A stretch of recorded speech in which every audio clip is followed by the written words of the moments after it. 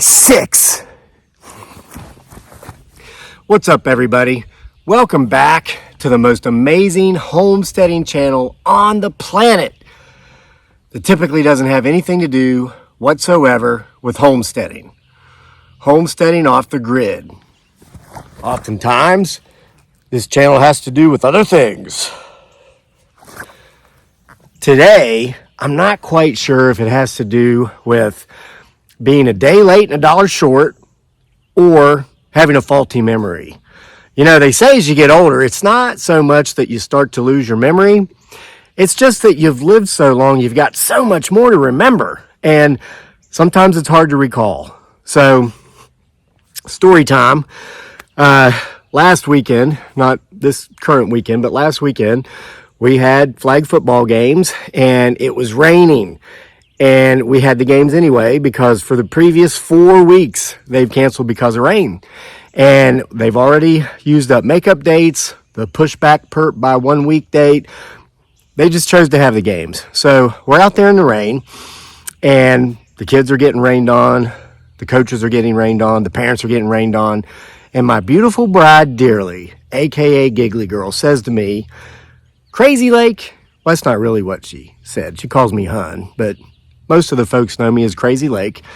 So imagine if she'd have said it like this. "Crazy Lake, where's that water bubble / youth sports cover thing that Vevor, our wonderful sponsor, was supposed to send you so that I can stay dry when I'm watching my kid play a game on a rainy day?" Aha, my mind says. That's what you've been forgetting, Crazy Lake. So today, while I talk to you about some life stuff and some sports stuff and some football and some people and just other things, I'm going to put together, demonstrate how to, Vevor sent it. I'd just forgotten to do the demo video and it was in storage in the shed. And if I'd have remembered about this, Dearly wouldn't have gotten wet that day. This is really awesome. It's like this clear, see-through bubble thing you set up to watch games in when it's raining so you can stay dry yet still see the game. So I'm going to show it to you, show you how to assemble it, and talk to you about life. So this is a sponsored video. Again, Vevor, tough tools, half the price. They sent us this product, and we're going to see how simple it is to put together. So I did take it out of the box, but I've not yet unzipped this and opened it up. Once again, we see that it comes with the handy dandy instruction manual that they're always listen, Vevor's been sponsoring me for about 6 years, 5 years, and their manuals are easy to read. I've never had a problem with one, and they typically, all of their products include any tool you need to assemble their products, and this one comes with no tools, so clearly we don't need tools. Here's a couple of bags, it looks like. Store stuff in, like footballs, snacks, I guess keep your stuff dry. So I'm going to put this together and talk about football and coaching and all these things. Looks pretty simple. So let me tell you something about sports, and this is a major importance to youth sports. Something I really enjoy, something I really get out of it, and I might have to pause the video from time to time because you think I have a hard time walking and talking at the same time. I do, but I also have a hard time walking or talking and reading instructions and following them at the same time. But listen, when you coach youth, people, adults even, you're not so much just preparing them to win on the football field or the basketball court or the track or the cross-country course, the mountain bike course, or in the pool if they're swimmers. The hope of any true coach is that you teach them about life, especially in regard to handling adversity, because that's what oftentimes a sporting competition is. It's two opponents or more competing against each other. Adversity is either the game itself, the other team, or overcoming your own weaknesses, fighting through your own pain, playing through your own discomfort to achieve victory. And often in those cases, it has little to do with the competition as much as it does yourself. So I want to use an example. And again, I coach youth tackle football in the fall, basketball in the winter, flag football in the spring. These are children. They're under 18, so I don't use names. I would never want to embarrass any of them, but of course there's the legality issue as well. What I'll tell you is that one of my most prized rewards from having coached, well, I coached my son Daniel's team for 8 years now, and we've had a lot of the same kids. So it's almost like my wife and I talk about how we've gotten to watch so many of these other kids that are our son's friends, have been for years, grow up with our own kid. We've gotten to know a lot of the families. Our best friends out there are folks that we know from our football family, our basketball families. And to see what some of these kids have overcome and to see where they are now. So here's the example I'm going to use from last week's game. And then I'm going to probably pause the video to see what I actually have to do to put this together so I can show you. There's a kid that I have had the distinct honor of coaching for several years now. And he's a wonderful kid, like all these kids. They're all great, all of them. This particular kid, his personality type was such that in the early years, especially working with him, if one bad thing happened, let's say he's playing a great game. It is Nat season. The Nats have returned from hell. So he could be playing a great game. One bad thing happens. Let's say he made a mistake, whatever position he was playing. Let's say if he was a receiver, dropped a perfect pass, or, if he was running the ball, fumbled it, whatever. One bad thing happens, this kid's head would go down for the rest of the game. If it was the fourth quarter, back in those days, we were like, well, at least it's the fourth quarter, because pretty much he would get in his head and he would take himself out of being effective for the rest of the game. If it happened early in the game, that kid was pretty much ineffective for the rest of the game. And that was often frustrating as a coach because you still had to play that kid, and you're putting some kid out there that in his own head has already accepted defeat because of one mistake. He was very hard on himself. He was very self-critical. I guess that's what you might call it. Well, me and the other coaches who have had the privilege of working with this kid, and he's not the only one like this. There's several that were like this, but I'm just thinking of this kid in particular because it was the day I didn't have this, and my wife got all wet when she didn't have to. We have worked with that for years with this particular student athlete, and he's over that now. It's absolutely freaking amazing. And we've watched him coming out of it with each passing season, with each passing year. And this kid, he was on our basketball team this winter, our championship-winning basketball team. And early in the season, he was doing that again. And we worked with him, we got him out of it. So, like, for instance, he could have a bad play, or he could think he got fouled, or somebody could steal the ball from him, and he'd be looking at the refs for a whistle, while the kid that stole the ball from him was sprinting down the court and scoring 2 points on a clean layup because he was uncontested, right? We got that kid out of that. Somebody stole the ball from him. He understood, hey, you might have stolen the ball from me, but I'm not giving you a free score because I'm going to chase you down the court and defend against you. And he did it effectively. And we went on. By halfway through the season, he wasn't putting his head down, wasn't shaking anymore. He did what he was supposed to do. He successfully overcame that moment of adversity to continue to move forward despite having gone through the adversity in order to succeed. And again, we won the championship this past winter for our basketball league. This is an important skill in life because life is full of adversity. It's full of challenges.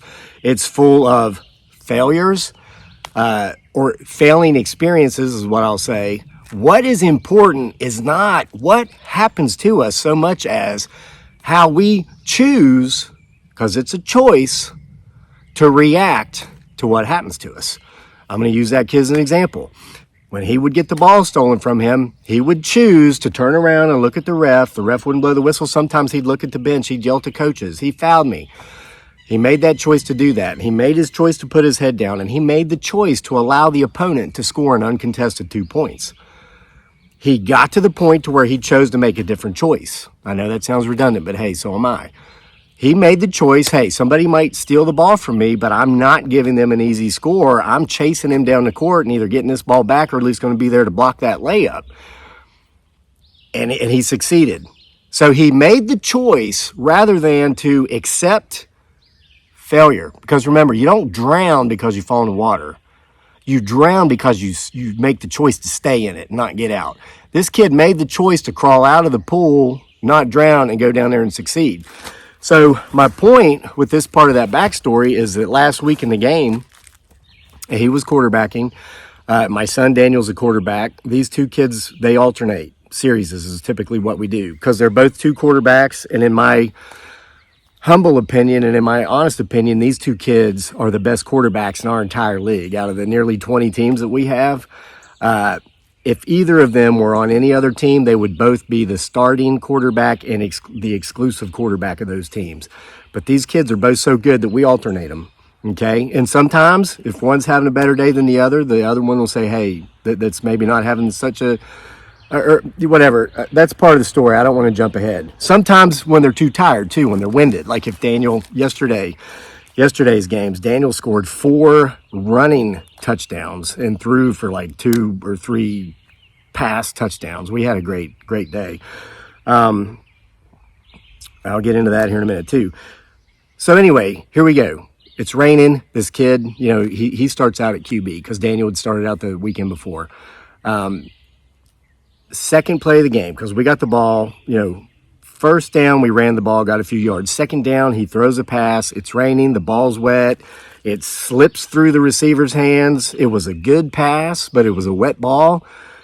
The defender was right there. He intercepted it, and I can't remember if he ran it back for a touchdown or if they ended up scoring on the next play or whatever. But anyway, and I'm like, oh no. So nobody liked that happened. We were a little bit upset, but I thought, okay, what's important here is how is it going to affect this kid, especially for the rest of the game. And as a coach, we're not just coaching. We're not coaching boys. We're trying to coach young people who are going to become men. And we want them to be men, not adult boys. Okay, and that involves emotional intelligence, coping skills, responsibility. It takes more to be a man than just having the proper plumbing. Yeah, it takes being responsible. It takes providing for yourself and those that are important to you. Not mooching off of somebody else, living with mom and dad till you're 80 or, they die and then you just kind of take over. Not milking entitlement programs, not seeking out somebody in your family that has money that you're always going to when you're coming up short. Because what happens is you will always come up short if you've always got someone there to help you out. And if you're one of these suckers, historically they've been called codependents. You're not a codependent, you're a sucker. If you're just sitting there helping old boy out when he came up short this month, you'll be helping old boy out for the long haul. An old boy, that's exactly what he is. He's an adult boy. He's not a man. So as a coach, you internalize all these things and you say to yourself, I want to make sure this young man, who is now technically a child, develops the skills he's going to need to grow up to be a man, not an adult boy. So if I wanted this kid to grow up and be an adult boy, I could go over there and say, well, the ball's wet. Whatever. I could pick an excuse, help him build a defense around an excuse, and I could help set that kid up for failure. I could help set that kid up to be living with his mother and father, who are good people, they're friends of ours, when he's 30 years old.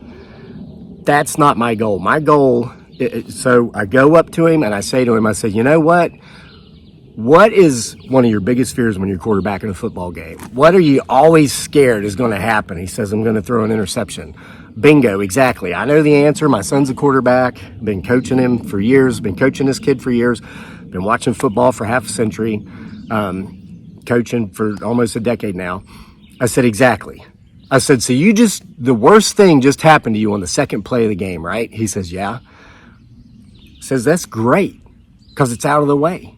I says, you don't have to think about that anymore. You don't have to worry about that. You don't have to worry about when's that interception going to happen, because it just did. Now go back out there for the rest of the game and get the job done and lead this team to victory. He's like, yeah, coach, you're right. Shoot, I already threw an interception. I don't have to worry about that anymore.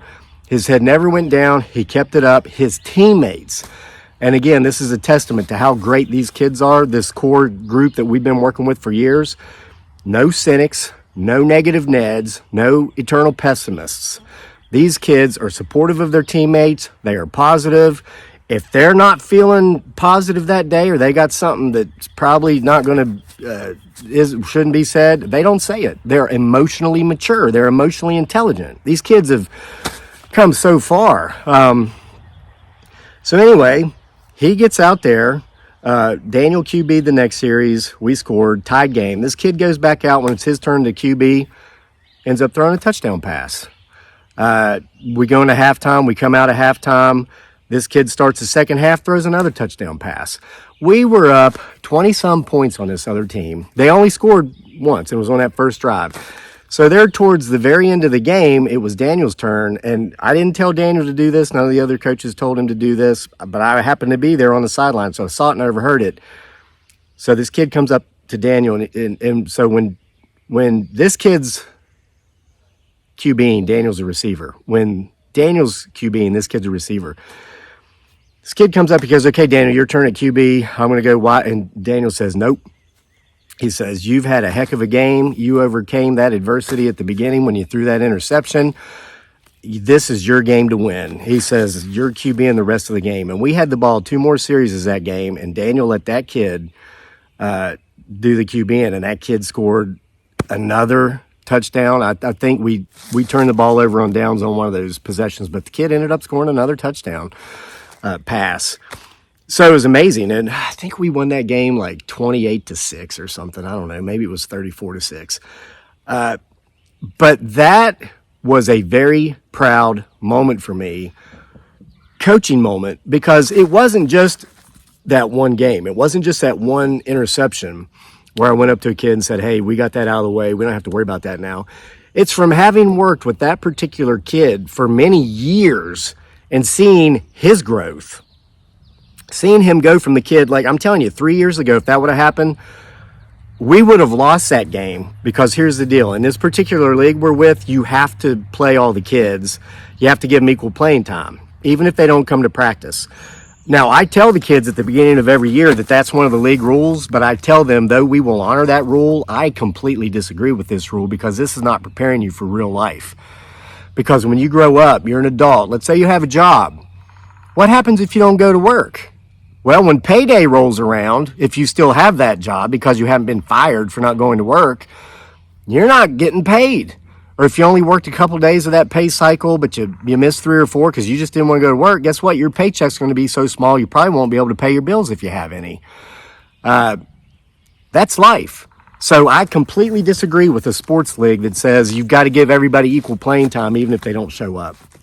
Because it's not preparing the kids that skip practice, and it's also not being fair to the kids that never miss a practice, or never late for a practice, never miss a game, or never late for a game, and actually train and work out off the field, out of the weight room. You know, kids like my son. Kids like half of our team, more than half of our team. I'm telling you, these kids want it. They're hitting the weight room. They're doing their running, their cardio. That's why they're successful. That we've been in, this is our 3rd season this year. And the previous 2 seasons, we've been in the finals. Won by 1 point in basketball, lost the Super Bowl in our league in football and tackle football by 2 points. It was a conversion. It's our goal to get back to the championship this season. And you do it when you have winning mentalities, you have emotionally intelligent players because they've been coached and they've grown. And just to see a young student athlete go from just putting his head down and saying, oh, I made a mistake, it's over, to go from, yeah, hey, I made a mistake, I got that out of the way, great, I can't wait to get back out there on the field, hey, put me in, coach, I'm ready to play the game, to quote CCR, John Fogerty. So it's just amazing. It was absolutely amazing to see that. And then so this weekend we had a doubleheader. I might tell you the longer version of this later, but we played the 2 historic best teams in our league. These 2 teams are the teams that go up against each other every year for the finals. The first team was the last 3 years championships winners, and they were 3-0 for the season. We almost beat them. We went into halftime tied. It was a Both teams kept scoring in the second half. It was a tied game all the way to the final few minutes. They beat us by a touchdown. We almost, I don't want to go into detail, but I'm telling you. Okay, so we just almost beat, the best team historically in the league. So 20 minutes when that game was over, we had another game against the team that for the last 3 years has been number 2 in the league. We crushed them. We beat them 28-6. A few things went a little better for us in that game. Daniel had a huge game. In that game alone, he had 2 running touchdowns that were 90 yards plus. I mean, we were getting the ball close to their end zone, and he ran it the whole length of the field for a touchdown. I would say nobody touched him, but a couple people did, and they bounced off 10 yards in either direction. It was a great game. So we're having a good season, okay? So enough about football. Let me get to this and show you how it works, okay? All right, I just want to show you, now that I've unrolled the product, getting ready to assemble it. First step says put these rods together. You got to do all this stuff with these rods. I was like, where's the rods? I unrolled it, and there it is. So I also like to point out that Vevor does an excellent job packaging their products. I've never received a product that's been damaged from them because they package them so well. All right, let me get back to it. All right, I'll give you some footage of me doing this. Seems pretty simple. You put the 2 poles together. That's all there is the 2 poles. They're all folded up, so it's like tent poles. Put them together, center them up here at the top. Once you spread the tent out, it's basically like a plastic bubble tent, just big enough to sit in to stay dry from the rain. And then there's like a strap here. I'm just going to tie this as the directions say to do. And then from this point, you just find the 4 corners of the tent, and you want to insert the end of the rod into, there's a little white patch here. You put this end in this little white pouch. All right, and then I'm going to want to make sure I use the same pole on the opposite side of the tent. And so, let's pick this up, make sure I've got the proper pole. Yep, it's going to be this one. And guys, I wanted to mention something else too when I was talking about that particular student athlete. There's another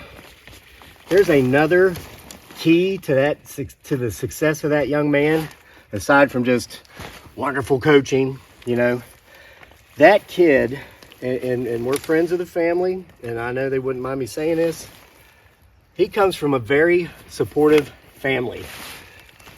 His mother and father attend every game. From time to time, as their time allows, both or either or of them will attend practices. Both have taken the time to get to know the coaches.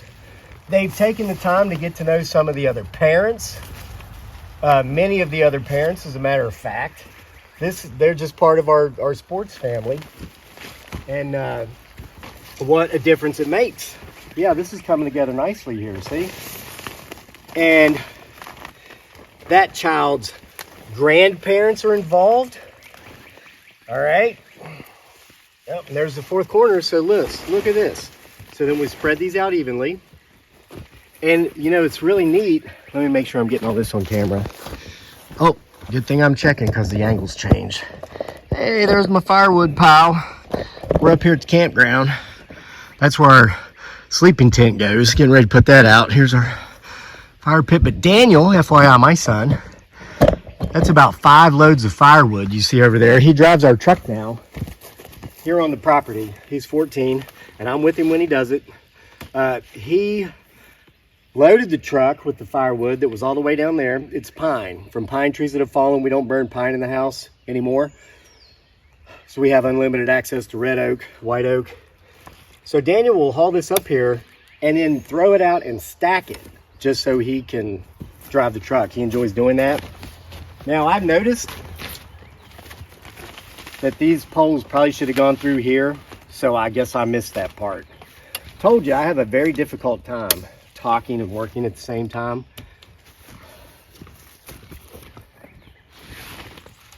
But I'm not going to insult your intelligence by like going back and redoing that and making you see how that's done, because I know you've done tents. And let's say you're out, the game's already started, or it's getting ready to start, and it's already raining. You actually, I mean, that's quasi not necessary to put those on. See? Yeah, this is going to be... What's going on? Yeah. That pole's not centered. Now it is. And now this will reach. Look at that.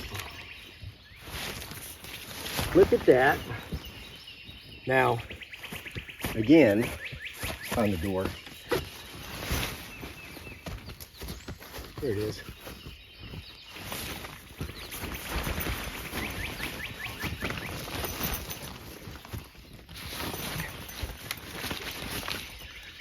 Again, I could have put these through here, and what that would do, of course, is pull this up a little bit tighter. Yeah, that's great. I mean, don't give me too hard of a time for not entirely properly showing you. You get the point, you know what I'm saying, right? Hold on, wait.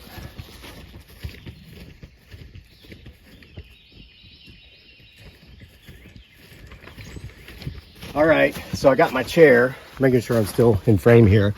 Now, this would be a little excessive for me to do right now because I'm basically getting ready to pack this back up. But it does come with the pegs, so if you got a, for example, double header like we had yesterday, we're out there for 3 hours. Peg it down for stability, especially if there's wind. But this is really all there is to it. That took, I mean, you watched me do it. It just took a couple of minutes. So here's the door.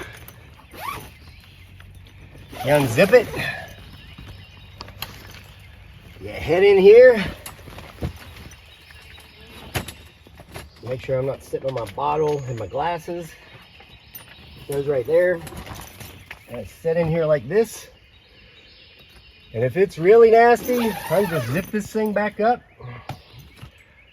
Sit here and watch the game. And stay completely dry. Look at that. Awesome. No? Man, this is great.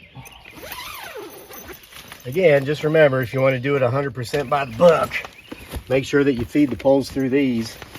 I don't care. So there you have it, folks. Yet another wonderful Vevor product with a life story, coaching story coming with it. Of all the children I coach, to include my son, if none of them never end up in professional sports, if none of them ever end up playing at the collegiate level at any division, as long as I have helped give them the skills to go out there and succeed in life and to be men, not adult boys, but real men who are responsible and capable of taking care of themselves and those who are important to them, I will know that my job was well done. Okay? Now, if you like this product, the link is going to be in the description box below. They do come in multiple sizes. This is a single. My wife will enjoy it. They're inexpensive. You can get one a little bit bigger that's big enough for 2 to 3 people for $49.99. They make them as big as 12 feet by 12 feet that's big enough to fit 8 to 10 people, and they're only $89.99. So they're not expensive. Clearly they work. And I got this one assembled just in time for the rain to start. So I will bid you adieu from a drier place. Check this out. Say you don't want your view of the game blocked, you can even just do this. So, I will see you for more next time from the most awesomest homesteading channel on the planet that has absolutely nothing to do with homesteading typically. Homesteading off the grid. You know, this would work for fishing too, wouldn't it? Just put your line out if it's raining. Oh shoot, you could put your pole right in here with you. Just sit here and be as dry as a bone waiting on them fish. And to my sponsor, Vevor, thank you for a very wonderful and timely product. And see, I wasn't just being a dirt bag and procrastinating and putting the making of this video off. I was just waiting on it to rain.